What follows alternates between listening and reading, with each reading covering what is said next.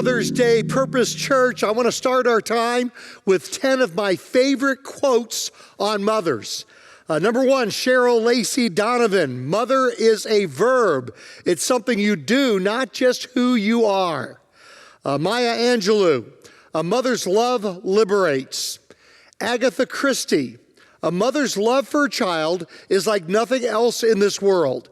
It knows no law, no pity. It dates all things and crushes down remorselessly all that stands in its path. I love that one. Maggie Gyllenhaal, motherhood brings you to your knees in a way that doesn't leave room for you to judge others. It makes you see that there's no ideal, a constant struggle, constantly compromising, but ultimate love. Maria Shriver, the former First Lady of California, having kids, the responsibility of rearing good, kind, ethical, responsible human beings is the biggest job anyone could embark on. Lance Conrad is the next one. I can imagine no heroism greater than motherhood. And then Gilda Radner, motherhood is the biggest gamble in the world. It is the glorious life force. It's huge and scary. It's an act of infinite optimism. And this, the author of this is unknown, but I love this.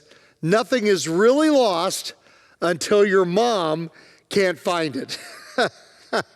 And then number 9 on the list, Jessica Lange. The natural state of motherhood is unselfishness. And then number 10, Jill Churchill, there's no way to be a perfect mother and a million ways to be a good one. No way to be a perfect one, but there's a million ways to be a good one. Today we're continuing our spring series, Before You Leave, pausing long enough to consider if, when, and how you should move on. So many people have left things over the past 2 years that we're doing a series on it. And this series is going to last through Memorial Day weekend. And then on June 5th, Chris Brown is going to be with us. You're going to want to be here and bring friends with you as well. Be sure to watch that weekend. Chris Brown will be with us on June 5th. And then we will start our summer series on the book of Revelation on June 12th. So this series through Memorial Day weekend, Chris Brown on June 5th, and then the book of Revelation for the summer starting on June 12th. We're looking today in this series at 6 important areas of life and asking the question, what should I pause and consider before I leave or make a change in that thing? We've looked so far at before you leave your state, before you leave your job. Last Sunday we talked about before you leave your faith, and now today, before you leave your family. Desmond Tutu said, you don't choose your family. They are God's gift to you as you are to them. But COVID and politics have been hard on family relationships. How many of you, wherever you are there in your living room, by your computer, driving your car, listening to this later on, how many of you would agree, raise your hand, to agree with that statement, that COVID and politics have been hard on family relationships? Ray Johnston's a pastor from Sacramento, and a bunch of us pastors and staff from our church went to a conference where he was speaking, and he was talking about, he had gone to Ireland, and he was talking to a pastor from Ireland about a year ago. And he was amazed at how normal things already were in Ireland, in the churches and in the country. It was just very, very normal. And this was like a year ago. And he was amazed by that. But the Irish pastor said this to Ray. He said, in Ireland, we had one pandemic. In America, you had multiple pandemics. You had a COVID pandemic, a political pandemic, a racial pandemic, a church disunity pandemic revolving around masks and no masks or vaccines or no vaccines, and an inflation pandemic. So they had just gone through one pandemic and they were pretty much back to normal a year ago. But we've been, it seems, in our country and in our churches, going through pandemic after pandemic. And this has done damage to family relationships as well. Time magazine writes, since 2016, family interactions have been more likely to drive highly partisan relatives apart than to bring them together. That is, when we get together as families, it doesn't tend to bring us together, it tends to drive us apart. Experts say family political disagreements can chafe more than disagreements among friends and colleagues because of how deeply humans identify with their family members. So maybe these things we're going to talk about in COVID and the pandemics and political and other things, maybe these things didn't cause the divisions in our family, but they made divisions that were already there worse. That is, there were cracks to begin with, and just what we've been through the last couple of years has just accentuated those things, made them more difficult. So here's what I want you to do in order to make this message as practical as possible. I want you to answer this question to yourself. The family member who I am not as close to as I was 2 years ago is. Who's the family member in your immediate family or your extended family that you're not as close to now as you were 2 years ago? And think of that person, and I want to apply this message to that person. So think of that person, or maybe it's persons, multiple people within your family. And we're going to take a tour through the book of Genesis and look at 5 reasons for division in families. The first is this: jealousy of a brother. We start towards the beginning of Genesis, and we'll end, number 5 will be towards the end of Genesis. But first of all, jealousy of a brother. Right off the bat, Genesis chapter 4, verse 6. Then the Lord said to Cain, "Why are you angry? Why is your face downcast? If you do what is right, will you not be accepted? But if you do not do what is right, sin is crouching at your door. It desires to have you, but you must rule over it." Now Cain said to his brother Abel, "Let's go out to the field." And while they were in the field, Cain attacked his brother Abel and killed him. Then the Lord said to Cain, "Where is your brother Abel?" "I don't know," he replied. "Am I my brother's keeper?" One of the most famous phrases in all the Bible. And these stories, I'm just taking highlights from these stories, but I'd encourage you, if you've never read them before, read the book of Genesis. It is quite a read. And you will see family difficulties right off the bat at the beginning of time through the book of Genesis, the first book of the Bible. But he says, "Am I my brother's keeper?"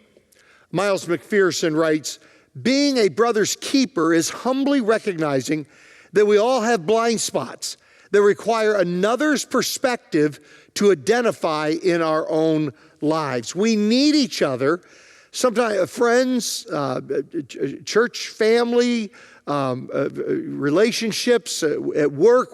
We need each other to point out our blind spots. We have a saying here, Purpose Church, your blind spots will rule you. And I need you to help me with my blind spots, and maybe I can help you with yours as well. And if we disconnect with a family member, we will miss out on that. Sometimes family members are the best at spotting blind spots. Others can do it, friends, people in your life group here at church, people you work with. Others can certainly do it. Certainly your spouse can do it, but that's a family member. Yet again, our family members, our spouse, our brothers and sisters, others within our family, even our extended family, they are particularly good at spotting certain types of blind spots. Let me give you an example from my own life. Here's a picture from years ago of, there's me in the middle, believe it or not, and my sister Carol D is right here on the right, and my sister Suzanne is on the left. And here we are on the family farm. It was a little miniature, smaller farm that we grew up on in Virginia. And my sister, Carol D., is just a wonderful person, loves Jesus, serves Jesus. She and her whole family, I mean, just really an incredible, as was my sister Suzanne, who's now passed away. But my sister's just phenomenal people, and Carol D. is a wonderful person. But there's one area where we disagree on. We agree about Jesus, we agree about serving Jesus, all the really important things. But politics is an area where we do not agree with each other. I believe we have probably canceled each other's vote that is voted for the exact opposite of each other in every election since Gerald Ford versus Jimmy Carter in 1976. But we've been able to stay close with each other in spite of our diametrically opposite views on politics. And that has been such a blessing and such a benefit to me. Her pointing out a blind spot of mine when I was younger just made a huge difference in my life. Between the ages of 20 and 25, over like a 5-year period, I dated a girl that I'd met in college off and on over 5 years. And I tell you, it was to the point where I just thought, I'm 25, I just need to marry her. I mean, it's a good enough relationship. It's good enough. And Carol Lee and I went on a road trip with each other. And I was going to drop her off near Chicago to see our sister, Suzanne, and her family. And then I was going to continue on to Milwaukee. And I was thinking about just asking this girl to marry me. I thought, you know what? It's good enough. It'll do. I think I'm just going to do it. And she was the one on that road trip that just encouraged me. She could spot my blind spots, and she just said, Glenn, slow down a little bit. You might be settling. Be patient. Wait for God to make it clear. And I did. I held off on it, doing something impulsive because of my sister pointing out a blind spot. And a month later, after this road trip, Kimberly and I started dating. And I'm so glad that I had that family relationship that we had maintained. What if I disconnected because of our differences in politics? I would have missed out on that insight, which helped me at that particular time in my life. Here's what Cain's life was like because there was no reconciliation between him and Abel. Verse 12, when you work the ground, it will no longer yield its crops for you. You will be a restless wanderer on the earth. Now, Cain had murdered his brother, not just disconnected from a family member, but actually murdered him. So the consequences were far greater. But there's still something that we lose when we disconnect from a family member. I'm not saying we become a restless wanderer on the earth, but I do believe we lose some of our rootedness when we leave a family member or disconnect from a family member. And sometimes you have to do that for reasons of health and to protect yourself and emotionally. But whenever we disconnect in that way, it does make us more rootless and not as grounded as when we have those family relationships intact. Number two, second reason why there's division in family, at least from the book of Genesis, is favoritism by a mother. Genesis 21, verse 8, the child, Isaac, grew and was weaned, and on the day Isaac was weaned, Abraham held a great feast. But Sarah saw the son whom Hagar the Egyptian had borne to Abraham. His name was Ishmael. She saw him mocking. And she said to Abraham, get rid of that slave woman and her son, for that woman's son will never share in the inheritance with my son Isaac. And this incident from history is where the conflict in the Middle East began that is still going on 4,000 years later. It's still going on. And it all started right here, 2000 BC, 4,000 years ago. And the roots to that conflict in the Middle East all started back here.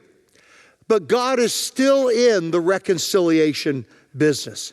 He's still in the business of reconciling groups of people and individuals. Amir Atawa from our church family, he sent me this the other day. During the Islamic month of Ramadan, that's what we've just come through. April 1st to May 1st was, in Islam, was Ramadan. There is something called a night of destiny. And it's a night when prayers are offered seeking a supernatural encounter. The miracle that occurs for many seekers during Ramadan on this night of destiny, for many of them, it's a vision of a man in a white robe who comes to them and tells them that he loves them and he died for them on the cross. Without knowing it, they have been searching for Jesus, yet God knew. These accounts of visions of Christ that bring Muslims to faith are repeated over and over within missionary groups that minister in Islamic nations. Now, eventually, Isaac and Ishmael do reconcile. There is reconciliation. Chapter 25, verse 8. Then Abraham breathed his last and died at a good old age, an old man and full of years, and he was gathered to his people. His sons, Isaac and Ishmael, buried him.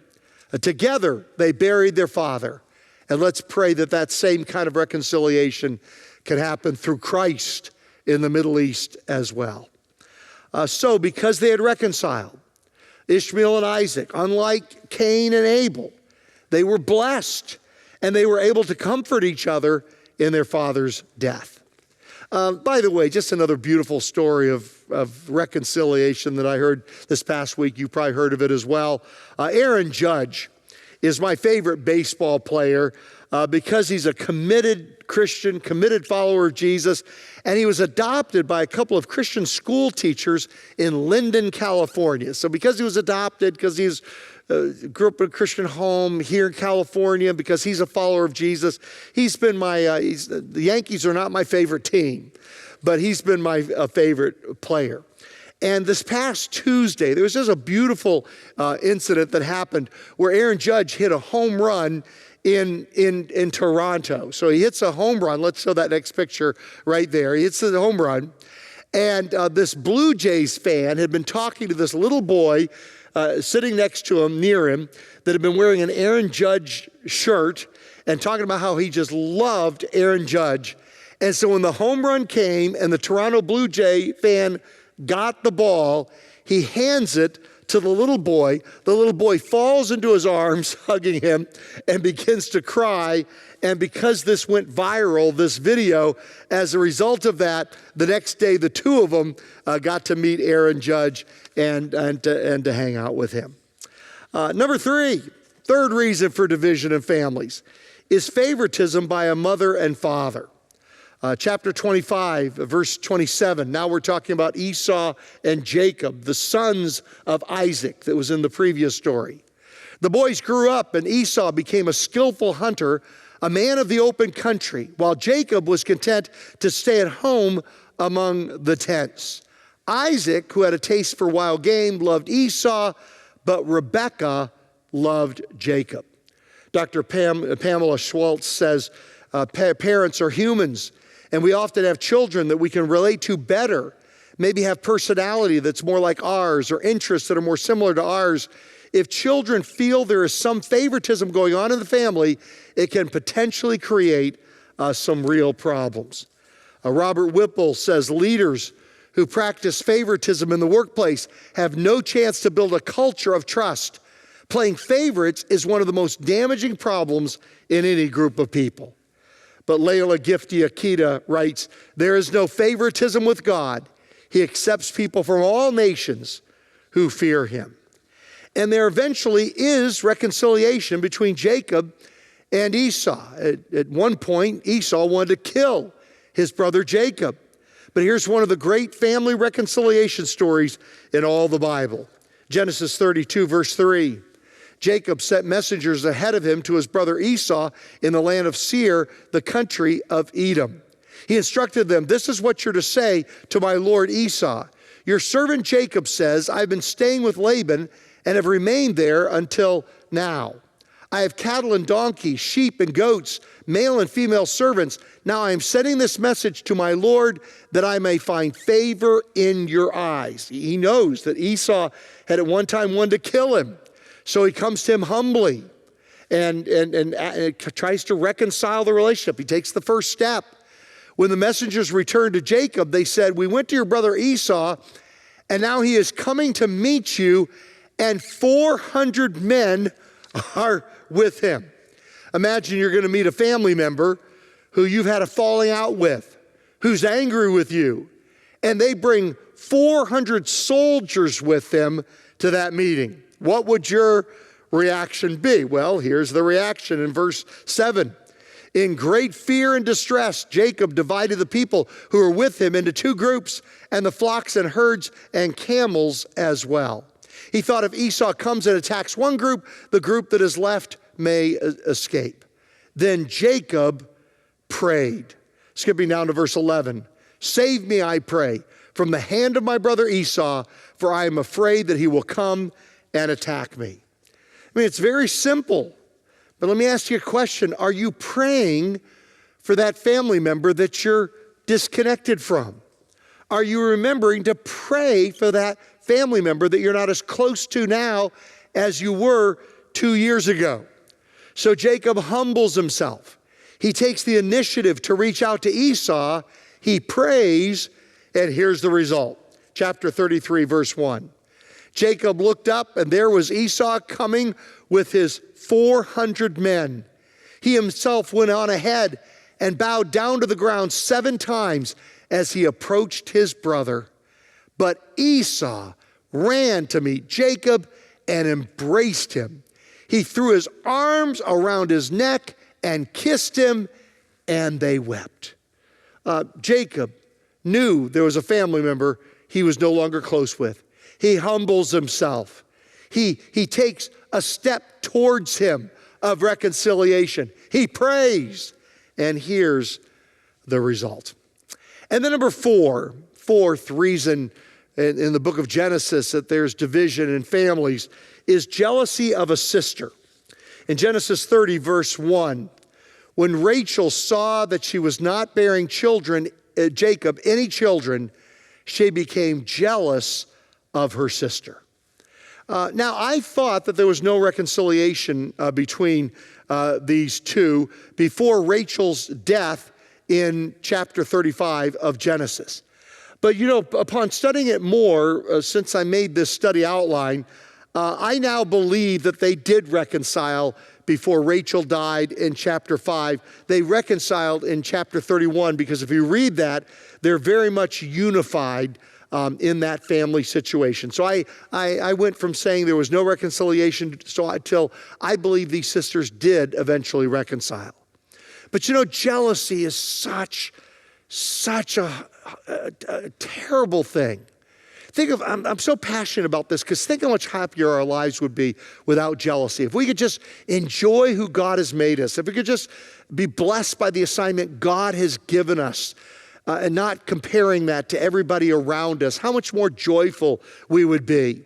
Solomon says in Ecclesiastes 4:4 that jealousy is the universal motive. It's something we all struggle with. He says, and I saw that all toil and all achievement spring from one person's envy of another.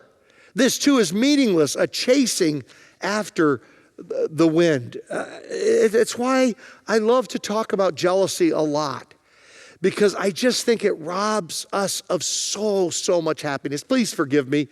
I've told this story before. It's one of what Kimberly would call my pathetic old man stories as I think back to the glory days of running track from now almost 50 years ago.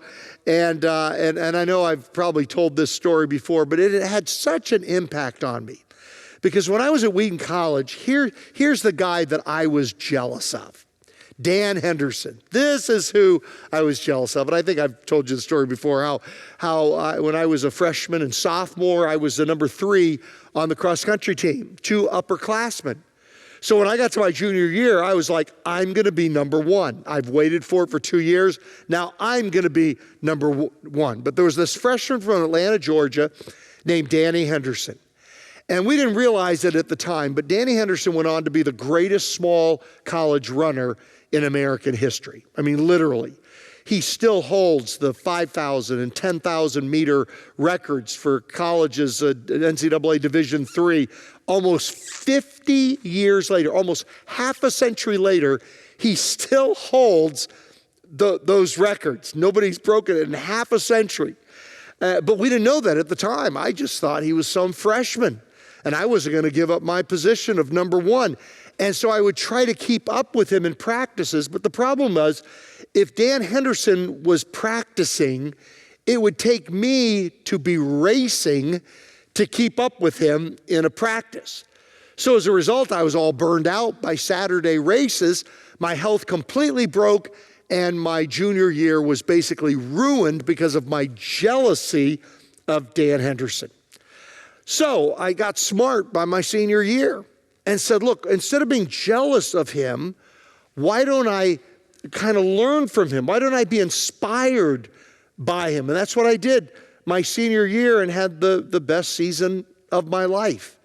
And you've heard me joke about this before, and it was really wonderful because Dan Henderson got injured, so I got to be number one after all. That is not good for the story of what I'm trying to make here, which is jealousy is poison. Whereas being inspired, cooperating with each other, that will bring mutual blessing to each other. And that's the end of the story, because I checked recently, I actually checked this the other day just to kind of bring it up to current times. And I still am on the record board for a couple of records close to half a century later at Wheaton College. Not anything that I did individually, but because I was on a relay team with, you guessed it, Dan Henderson. And if you were on a relay team with Dan Henderson, you have a record, I have a record, that is two of them that have stood for almost 50 years. Well, what's the whole point of this story besides just trying to brag about my track days and the old days so many years ago? Here's the point of it. Lasting things happen when we affirm each other instead of being jealous of each other. When I was consumed by jealousy of him, I was destroyed. I brought harm on myself. But when I was inspired by him and cooperated with him, and of course he became a very, very good friend, when I did that, we were together able to do something that lasted for many, many years. And the same thing is true when in the body of Christ, when we're not jealous of each other, but we work with each other and we cooperate with each other and say we're better together, we can do things together that will last for eternity. Lasting things happen when we affirm each other instead of being jealous of each other. And that's true at work, it's true at school, it's true in church, and it's true in our families as well. And then the fifth area of division comes from favoritism by a father. Genesis 37. Now Israel, his other name was Jacob, loved Joseph more than any of his other sons because he had been born to him in his old age, and he made an ornate robe for him. When his brothers saw that their father loved him more than any of them, they hated him and could not speak a kind word towards him. Now there's no reconciliation at the beginning. In Genesis 37, verse 23, it says, so when Joseph came to his brothers, they stripped him of his robe, the ornate robe he was wearing, and they took him and threw him into the cistern. Skipping down to verse 28, so when the Midianite merchants came by, his brothers pulled Joseph up out of the cistern and sold him for 20 shekels of silver to the Ishmaelites who took him to Egypt.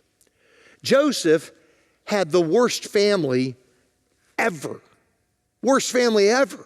His brothers sold him into slavery. And yet God still used this family in Joseph's life. And God can do the same through your family. And there is reconciliation at the end. Skipping to the last chapter of Genesis.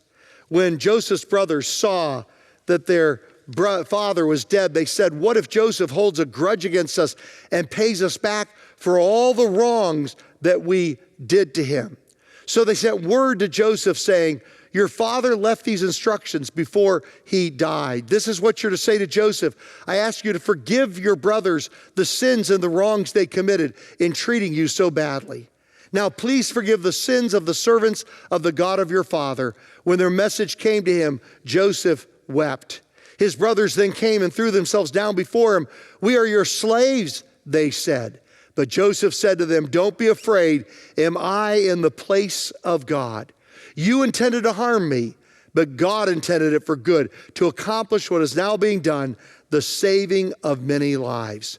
So then don't be afraid. I will provide for you and your children." And he reassured them and spoke kindly to them. God has a plan and a purpose for your life. And the family that you were born into or adopted into is a part of that plan. And if you disconnect with that family, if you leave that family, all of it or a part of that family, you may miss out on part of that plan. Now, back to the beginning of the message. Remember, I asked you to think about the family member who I am not as close to as I was 2 years ago is. Romans 12:18 says, "If it is possible, as far as it depends on you, live at peace with everyone." You're not responsible for them. You're not responsible for their actions or reactions. You're only responsible for you. But now here's the challenge I'd like to make this Mother's Day 2022. What is one step I can take today to reconcile with that person that I'm not as close to as I was 2 years ago? Should I make a phone call? Should I do an email? Should I just begin praying for them more and see what the Lord leads me to do? What is that one step that you can take today to take a step towards them in humility, swallowing our pride, praying for them, and just see what God does? 12 years ago, our oldest son, John, went back to Colombia, South America, to find his birth family and to reconnect with his birth family. And he was told that it would be just close to impossible to find them, like a needle in a haystack. But here's what happened, and let's close with this. I am from Cali, Colombia, adopted from the orphanage there. And I was placed in the orphanage when I was 2 years old, and I lived there for 5-6 years. And then during my time with the foster families, I was eventually adopted by Pastor Glenn and Kimberly Gunderson, and have been living with them for the past 20 years. Back in 2009, I graduated from the Bible school in Lima, Peru. And during my time at the Bible college, I felt the Lord was just putting on my heart to go back to Colombia and minister to the people of Cali. I graduated and my family came down. We talked and we just said, hey, this is what I want to do. I want to go back to Cali and look for my birth family. And my family and I, we've been talking about this for a long time. We've been praying about it, and we just felt so right, like this was the time that God was presenting for us. So after my family left to go back to the States, I made my trip for Cali.